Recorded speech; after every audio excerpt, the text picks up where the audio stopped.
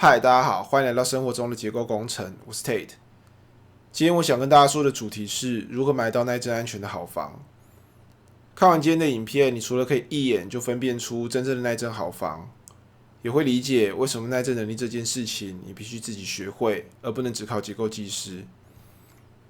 如果你也跟我一样在意房屋耐震安全，可以在影片开始前订阅我的频道。在这里，你会学会那些很重要但从来没人跟你说过的房屋耐震知识。那我们就开始吧。为什么你应该选择一栋耐震安全的好房？这是一张过去的地震记录图，每一个红点都是一次地震发生的记录。科学家把这些地震发生很频繁的地区归纳成几个主要的地震带。那台湾在哪里呢？台湾位于环太平洋地震带上，欧亚大陆板块跟菲律宾海板块的交界处。在台湾的附近，你可以看到红点非常密集，这里是地球上最强烈的地震带。如何跟地震共处，是这座岛上所有的居民都必须学会的重要课题。回到我们的主题，你有看房的经验吗？在看房子的时候，销售人员或许会告诉你，这个物件有着更方便的生活机能，更有质感的公设，又或者更宽敞的格局。我同意这些都很重要，但是你有没有想过，为什么从来没有人教过你如何挑选一栋更安全的房子？在学习如何挑选一栋更安全的房子之前，首先你可能得先说服自己，为什么这件事情必须由你自己来学会。就让我们从房子的生产过程开始吧。不知道你有没有想过，平常在路上所看到的建案，到底是怎么被生产出来的？参与建案生产流程的主要几个角色，分别是建设公司、建筑师，包含结构技师等等的专业技师、营造厂。一开始，建设公司会在建筑师的辅助下进行产品的雏形规划，在方案大致确定后，把平面图交给结构技师进行结构设计。最后，营造厂再根据设计图的内容，把房子制造出来。简单的来说，也就是分成规划、设计、施工这三个部分。那这三个阶段又是分别怎样对耐震能力产生影响的呢？首先，在规划阶段，建设公司跟建筑师在做产品的空间规划的时候，其实就已经大致决定了这栋房子的形状、梁柱的配置位置。这也相当于决定了这栋房子在耐震能力上的体质如何，对耐震能力的影响非常深远。我们应该都听过体弱多病这个词吧？其实这个词不只可以用在人身上，有缺陷的规划也相当于虚弱的体质，要过上正常的生活，得付出很大的成本。接着我们来到下一个阶段，设计阶段。结构技师们根据安排好的配置去进行细部设计，想办法在体质已经大致确定的状况下，让结构物的耐震能力符合法规的要求。厉害的技师可以把体质很差的建筑物做到安全，但前提是需要花比一般的建筑物更高的成本，很容易在设计完之后被建设公司叫去罚站，解释为什么钢筋要用这么多。当然啦，也不是每个技师都有能力可以设计这种建筑物，真正能够把困难的结构设计得面面俱到的技师非常稀少。因此，如果买了这类的建筑物，我觉得踩雷的机会还是比较高的。然后是最后的阶段，施工阶段。营造厂按图施工，实现建筑师、结构技师的设计。在这个阶段，体质差劲的建筑物高几率会产生施工瑕疵。原因是在寸土寸金的台湾，住宅希望争取更多净高、更多的室内空间，梁跟柱的尺寸都很受限。偏偏那一些体质差的建筑物，它需要更多的结构强度来弥补。在梁柱尺寸受限的状况下，技师只好被迫把钢筋用量大量增加，一棒接着一棒，最后这个难题就落到了最后一棒，施工者的身上。想象一下，在摄氏35度的烈日之下，面对密密麻麻的钢筋，又有工期的压力，你认为最后出来的成品跟设计图上理想状况能有多少的完成度？因此，我认为对看屋小白来说，想挑选出一栋耐震的好屋，胜率最高的方法就是把重点放在体质，也就是结构系统。结构物的耐震能力优异是在一连串的流程下最后产生的结果。上一页的投影片说的那些复杂过程，你可以很简单的把耐震能力优异想象成考试考很高分。要做到考试高分，我们可以从2个方向来下手。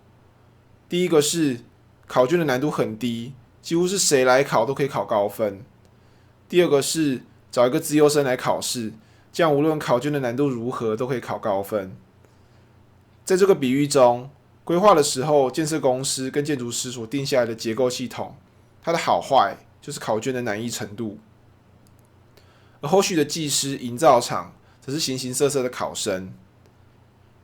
在现在的结构设计都使用套装软体，而套装软体的发展也很成熟的环境下，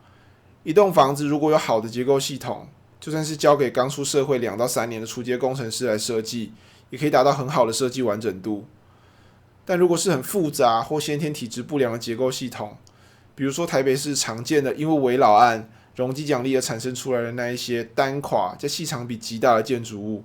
就算是老练的技师也很难确保它在地震时候的性能。更不要说现在营造业大缺工的环境下，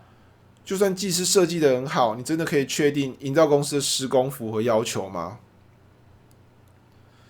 在以上这些资讯不透明，你无法确定谁是资优生的状况下，其实要选到耐震豪宅，胜率最高的策略还是去找一张简单的考卷，也就是好的结构系统。这样无论后续设计的技师、营造厂，他能力如何，你都有更高的几率可以买到耐震能力良好的房子。听到这里，你可能会想问：结构技师也有他的专业，他也需要对设计图的盖章负责，难道他不能把关吗？但自己在这一行多年经验告诉我，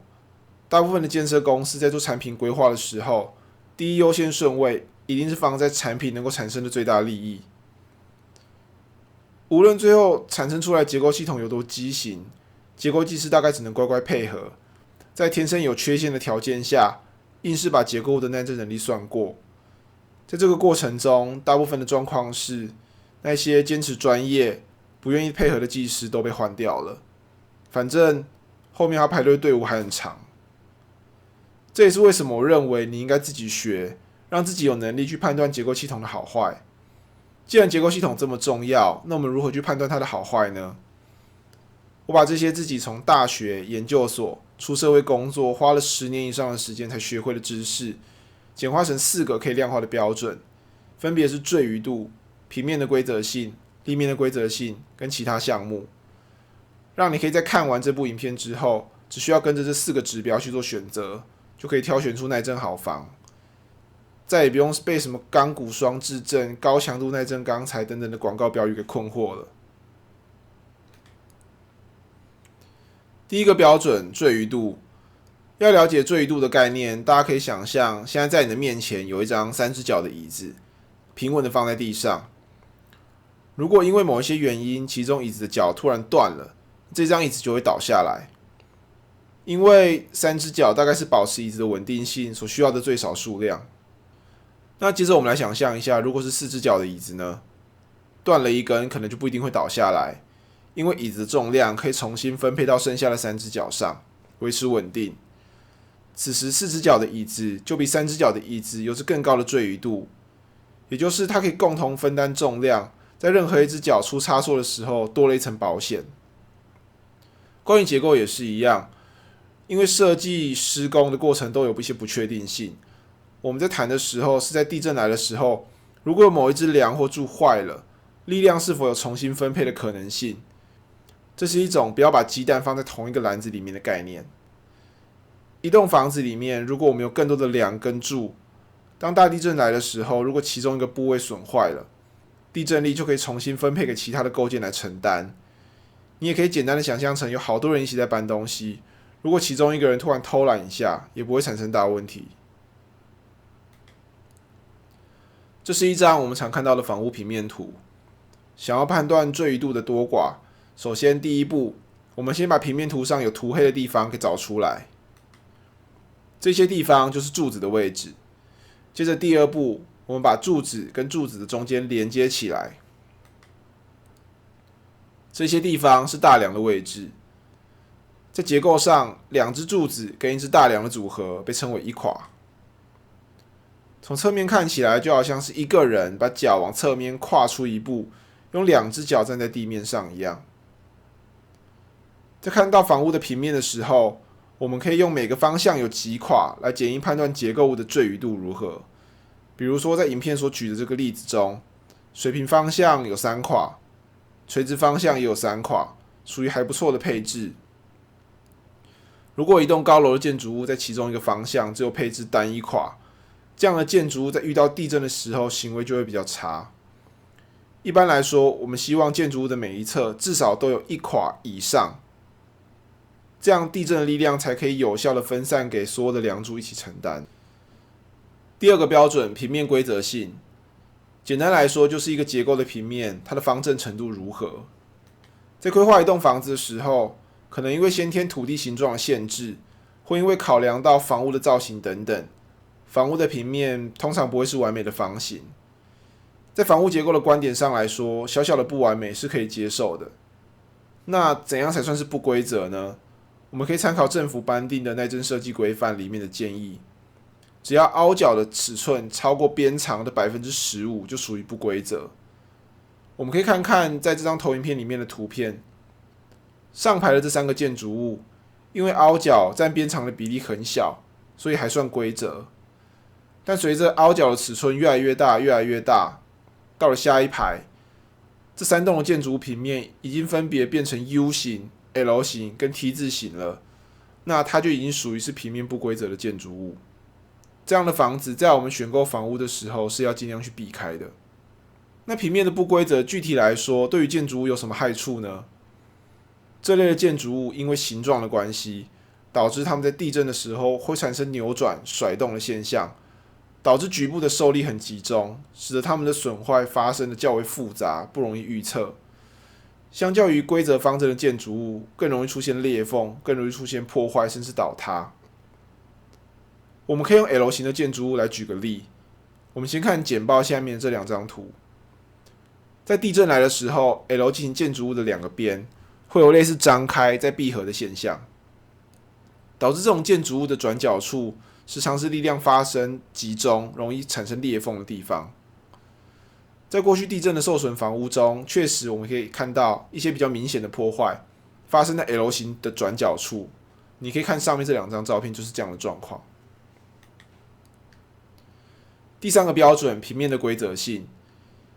结构物除了前述所提平面上可能产生的不规则之外，立面上也有可能因为规划的缘故，导致地震来的时候，建筑物的受力不平均，使得某一层产生先破坏。在大楼设计中，最常见的立面不规则的状况，就是出现了所谓的软弱层。简单来说，就是某一层楼的结构特别的脆弱，比其他楼层更容易变形。造成软弱层的原因，可能是这一层楼的楼高明显比其他楼层高很多，又或者是这一层楼被改装成卖场了。那卖场为了营造开放的空间，把原本的墙都拆掉，但是它的楼上跟楼下的墙却都还保留着。这样一来，一旦地震发生的时候，整栋大楼的变形都会集中在这一层，让它成为整栋大楼的弱点。如果软弱层的情况太严重，在地震力超过它可以承受的范围的时候，这一层就可能会先发生破坏。像画面中这一栋在过去地震中受损的建筑物，就是典型的案例。在地震发生前，它的中间楼层就已经出现了明显的软弱层状况，而在地震后，软弱层的那一层就完全崩塌了。从画面中我们可以看到，这层楼被压缩的几乎看不见，整层消失了。而这一页的照片是一种更常见的状况，底层的软弱层。你可以很明显的看出来，发生破坏的这栋建筑物，就外墙来说，楼上的墙壁分配的比较多，但1楼几乎没有。这样的设计在遇到地震的时候，力量会集中在最弱的这一层，结果就是会发生你在照片上所看到的状况。地震后，1楼的柱子和结构被挤歪，而整个楼层发生严重的破坏，甚至有倒塌的风险。最后一个部分，其他项目。前面我们提了3种跟结构系统好坏密切相关的特性，分别是坠余度、平面的规则性、立面的规则性。而在这一章，我们用一栋著名的大楼倒塌的案例，另外列出一些常见的结构系统缺陷，让大家都可以挑选出更好的结构。这是维冠金融大楼，在2016年2月6日，它因为高雄的美浓地震产生了剧烈摇晃而倒塌，当时产生了非常严重的伤亡。我的印象很深刻，大学时期有一个朋友就住在这里，只是在地震来的那一天，他刚好出门，才幸运的躲过了一劫。事后我陪他去全联采买生活用品，当时的他连一双拖鞋、一个衣架都没有了，那种感觉真的很震撼。身处在台湾，地震对我们的生命财产的威胁是真实的，希望我们都可以预先做好准备，但不要有真正遇到的那一天。从这栋大楼倒塌产生的悲剧，我们可以得到哪一些经验呢？首先，我们可以观察到这栋大楼的1楼是卖场，它的楼高比其他楼层明显高很多。根据调查报告，卖场的内部也有大量的墙面被拆除，导致1楼变成明显的软弱层，属于前面所说立面不规则的案例之一。接着，让我们来看这栋大楼1楼的梁柱配置图。首先，你会看到熟悉的我们前面提到的 U 型结构，这种结构在地震来的时候会产生扭转跟甩动，导致结构的受力不平均。接着，这栋大楼的中间有好一大段是我们之前提到过的单垮结构，这种结构在地震来的时候，力量容易集中在少数的柱子上，导致这些受力比较大的柱子先发生破坏。另外，这栋大楼有不少的梁，只有一端接在柱子上，而另一端是接在其他梁上。相较于两端都接在柱子上的大梁，这一类的梁在结构中抵抗地震力的效率比较差。悲剧的产生往往不是因为只有一个错误而导致的，通常是一连串不良的规划，加上当年的品管跟施工不当，才酿成了这出悲剧。最后，让我们来看台北市的大楼最常发生的问题：高宽比过大。台北市因为发展的早，都市里面几乎没有空地可以盖房子了。现在很多的新建案都是透过都更或者是危老重建的方式来新建，其中这种状况又以危老案件的情况最为明显。危老案的基地通常很小，但因为它有容积奖励，建商会想办法把容积用到极致。结果就是整栋房子往上一直叠，一直叠，盖得又高又细。根据一些资深结构技师的经验，一般大楼的高宽比最好控制在1:4以下，这样子结构系统会相对稳定。那你知道101的高宽比是多少吗？101的高宽比是1:6.2，但你别忘了，101的设计是由国内外顶尖的结构技师与各领域专家投出大量的时间跟资源分析设计出来的结果。问题是，我们在台北市还看到很多牙签屋，他们的高宽比并不比101小，但这些大楼的设计时程往往很赶，结构技师拿到的设计费也很有限。有一些甚至为了节省流程，直接在规划的时候就控制开挖深度、建筑的高度在某一个范围内，这样就不用送交给第三方的结构外审，流程非常简便。只需要结构技师跑完模型、盖章，就可以交给营造公司去新建了。结果就是他们的外观比例上和101差不多细长，但是在设计跟安全把关上的投入却完全不能相比。就像我前面说过的，这栋大楼就像一份超高难度的考卷，如果你不能确定设计者和施工团队是能拿高分的顶尖学生，最安全的方式还是在买房的时候尽量避开这种类型。如此，我们才能最大化的趋吉避凶，保护自己和家人的生命财产安全。知名的地震学者 Newmark 曾经说过，建筑物在遭遇地震的时候，会系统性的暴露出那些在分析、设计和施工过程中所犯的错误，即使是最微小的错误也一样。每次发生地震的时候，地震这家伙其实就是在对建筑物进行检验，同时也是在寻找体质比较差的那些建筑物作为下手的目标。这也是为什么我一直的强调，希望大家在购置自用住宅的时候，一定要选择结构系统优良、设计完善的案子。这些与我有关的重要结构知识，希望你也能懂。生活在时常发生地震的台湾，与地震共存是我们一辈子的挑战。今天就说到这啦，也谢谢愿意为自己、为亲爱的家人听到这里的你。如果你对这类的内容有兴趣，欢迎订阅我的频道。你可以在资讯栏找到粉丝专页的连结，也可以加入我的房屋结构讨论群组一起讨论。那边聚集了一群跟你一样对寻找安全的房屋有兴趣的朋友。我是 Tate， 我们下次见，拜。